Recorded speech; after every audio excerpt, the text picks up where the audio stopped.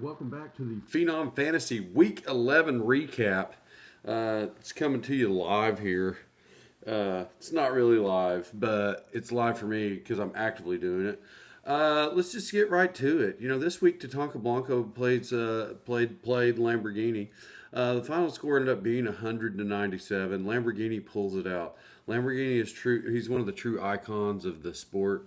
There's a lot of nervousness going in there, I think, for Tatanka Blanco. Real confused. He was only up by 70 when he went to bed and then woke up and wasn't up by 70. So it was like this weird thing that after I spoke to Tatanka Blanco, that's what he said. So, yeah, definitely didn't see it until he woke up and missed a lot of messages to check it out and see that Lamborghini pulled one out, 100-97, which I just said. But Lamborghini, he's one of the true icons of the sport. We've been saying that all season. It even makes some people mad. Willie Bad gets his feelings hurt sometimes, but it's what it is. History tells us. History proves that out.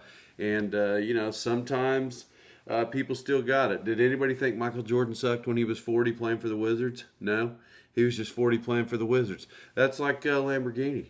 Nobody thought he sucked. Is he having an off year? Sure. Is he still one of the greatest? Yeah. I mean, obviously, because he beat the greatest. So it's like that.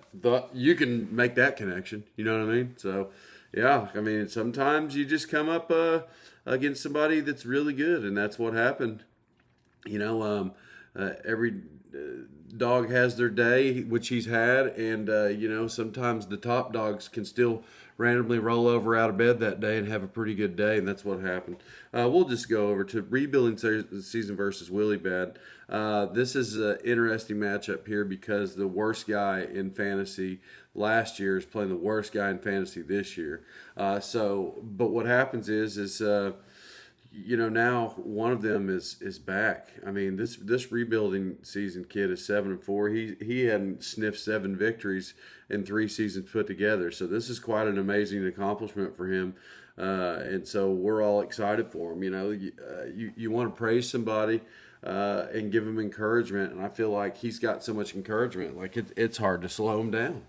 I mean, the guy's 7-4. You know what I mean? Now he did beat Willie Bad, which is not hard to do. He's been beat 8 times out of 11 games. But I'm just saying that rebuilding season really has something going this year. Important to note though is unbelievable of a season as he's having. He's also in second place. He's still not even in first place. Downtown St. Brown versus Wrecking Crew. Now here's a matchup. Wrecking Crew beat one of the greatest of all time the other day, if not the greatest. And he scored nearly 200 points that week. The week that he scored so high, hit the top running back in the league didn't do good. I mean, he was poised to break the all-time record, didn't do it. And here we are 2 weeks later, and he scores 75 points and gets beat by the 4th place in the division at 4-7. He's at 6-5. I know he feels like he has the best team, and he keeps saying it, but unfortunately, he's lost 5 times. So at some point, you can't just actually say that you have the best team because if you keep losing, it's not how that works. You know what I mean? I think you're in a league above Lamborghini, but Lamborghini has the same record. If that tells you, if you're just doing the math on it. But Wrecking Crew, this week. Well, we're not going to talk about this week yet, but I'm just saying you got beat by Downtown St. Brown. Downtown St. Brown, we have 3 games remaining. In theory, he could be 7-7. I didn't look at the playoff race. I'll check it really fast just to see how it's shaking out. But I'm still not doing the math, like who wins, who loses, you're in, you're out. I'll have to get with an analysis wizard on that. The wizard himself, who has not made an appearance more than once this year. But currently, Tatanka Blanco has a bye. Wrecking Crew has a bye. At 6-5, I'd have to do the math. There's no point even looking. Everybody knows where we fall right now. That's what that is. Wrecking Crew. Nope. Sorry. Let me go back to the previous week, guys, for more in-depth analysis. then we have Lloyd's team as a garbage can versus bye week. I mean, bye week is another true icon in the sport. You know, every week bye week laces up his cleats. You know, you can expect greatness. You know, I mean, that's everybody's been talking about that for since he's joined the league. They're like, man, this Ross guy, he's real good at fantasy. And so, like, yeah, he just proved it out this week. You know what I mean? He won 97-86 to Lloyd's team as a garbage can. And when you come up against icons, it just puts a different puts you in a different headspace. And I think that's what happened with Will. I think there was some nervousness, you know, when you play anybody with that level of talent, you get nervous headed into the game. And I think that's what happened. Bye week just beats him by 11, pummels him. It really wasn't even close.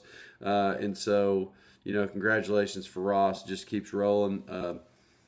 You know, Will, I mean, you are good at basketball. I've seen you make a lot of shots in a row. I've seen you in the Honduras Professional Basketball League. I've seen your highs and lows. I've seen you lose your sponsorship to Honduras tortilla chip factory company, and you're just in a low period. You know what I mean? You know, sometimes you win, sometimes you lose, but you know, coming up against a true icon like bye week, so that happens. Then we have Tickle Shits versus Red Nuts. Tickle Shits loses 104 to 105. I think he thought he had it for a minute. He's at 4-7. Red Nuts 6-5. Red Nuts, you know what? I mean, he just went straight teabag on Tickle Shits, and so he pulls it out by one. You know, there's nothing you can do about that. You know, he's hot right now at 6-5, third place in his division. He's hot. You know, you're at third place in your division, but you have a losing record. You're in that other division that just everybody has losing records, and they still get. Well, I guess you don't make the playoffs, but you know what I mean. So, Red Nuts, you know, really pulls it out. Jacoby Brissett started him this week, had more points than he was supposed to, and you know, I'm gonna silence that because you just barely had more points than you were supposed to. Red Nuts. You had Josh Allen who scored 51 points. Similar to when Cody had, was that this week? Was that just this week? let's comment. Let me backtrack just a second. Okay, that was last week. Similar to when Cody last week had, 50 or whatever Jonathan Taylor had and lost. That's a tough one. You took one on the chin there. So anyway, Tickle Shit's what it is. Josh Allen had 51 points, an historic fantasy day for you, and you still couldn't pull it out. Congratulations to Red Nuts. That is the Week 11 recap. Stay tuned for the Week 12 prediction show, and you guys have the best good day.